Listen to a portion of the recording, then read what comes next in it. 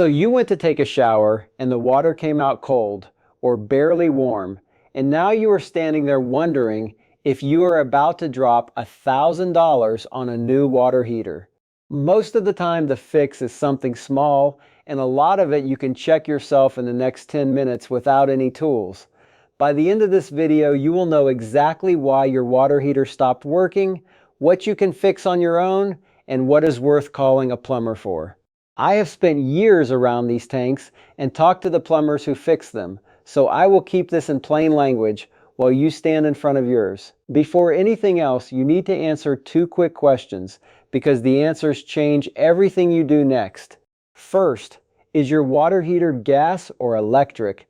Look at the bottom of the tank. If you see a gas line running in, a little burner cover near the floor, and a metal vent pipe going up out of the top, it is gas.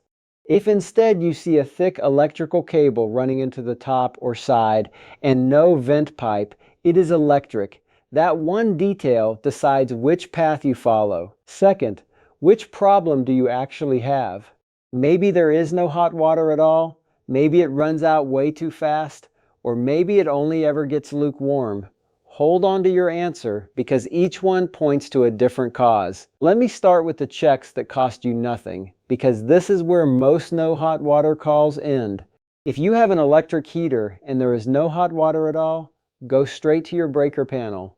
The water heater runs on its own large double breaker, and it can trip without looking obviously off.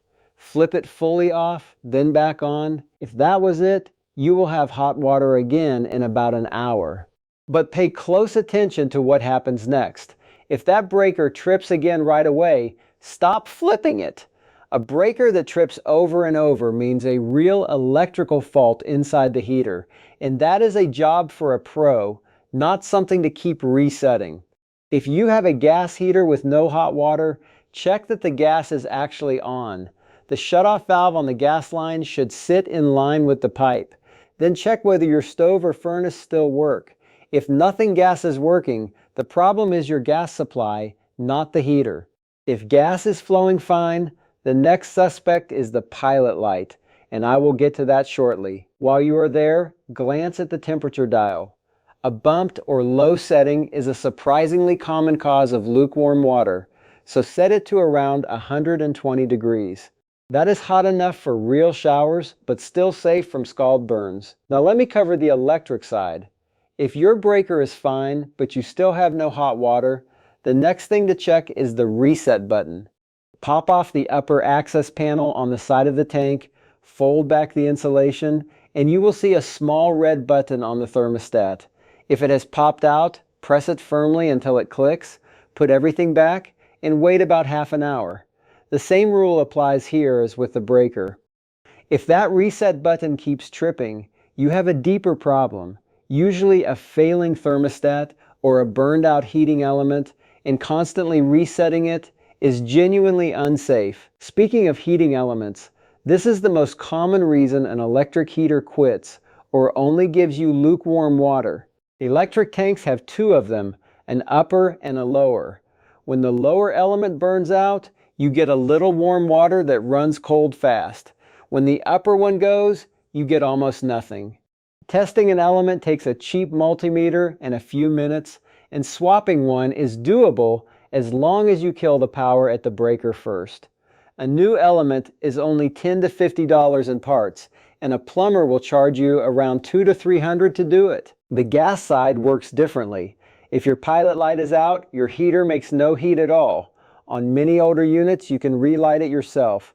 Turn the gas control knob to off, wait 5 full minutes for any gas to clear, then follow the relight instructions printed right on the heater.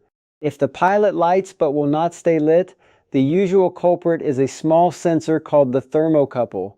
It sits in the pilot flame and shuts the gas off if it does not feel heat. So when it gets dirty, bent, or worn out, it cuts the gas even though everything else is fine. A new thermocouple is a cheap part, around $20 to $30, and a plumber will run you $100 to a few hundred to replace it. If the pilot still will not behave after that, the gas control valve itself may be failing, and that one is a pro job, usually $150 to $500. Now for the people whose water just runs out way too fast.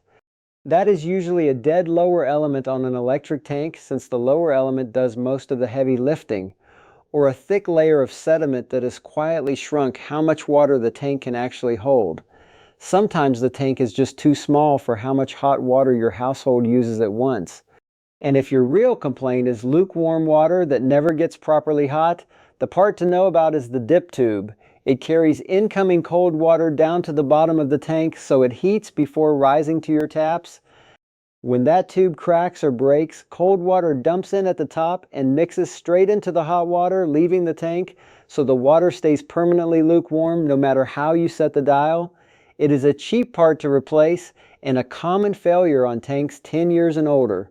Sediment buildup does the same by slowing the heat down, so flush the tank once a year. One quick note if you rent: a broken water heater is almost always the landlord's responsibility to repair, so loop them in before you spend a dime of your own. So how do you know when to just replace the whole thing? If your tank is more than about 10 to 12 years old, or you see water pooling under the body of the tank itself, repair usually is not worth it. A leaking tank is done.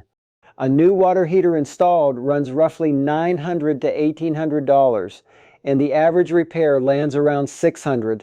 So if the repair gets close to half the price of a new unit on an old tank, replace it. If you want the specific parts, the multimeter, or the tools I mentioned to handle any of this yourself, I have left some helpful links down in the description. Most of the time, a cold shower is not a dead water heater. It is one small part, and now you know exactly where to look.